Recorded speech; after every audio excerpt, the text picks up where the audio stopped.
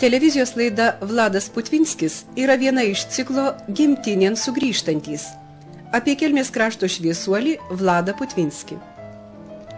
Laidoje rodoma, kokiais ženklais buvęs lietuvybės žadintojas, mokyklų steigėjas, lietuviškų knygų platintojas, Lietuvos Šaulių sąjungos įkūrėjas sugrįžta į mūsų dienas.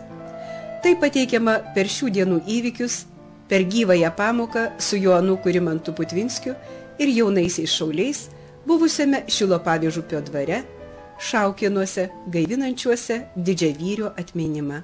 A jūs žinot, kas yra knygnešys? Nežinot. Matot. Man atrodo, kad jisai perdavė būtent tos bruožus: sąžinę, gerumą, darbštumą, meilę savo kraštui.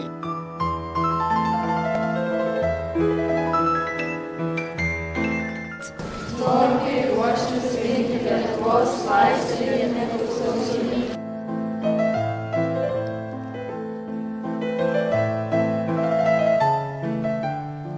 Kas yra tėvynė?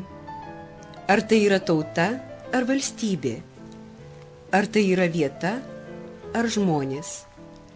1926 klausė savęs ir kitų Vladas Putvinskis.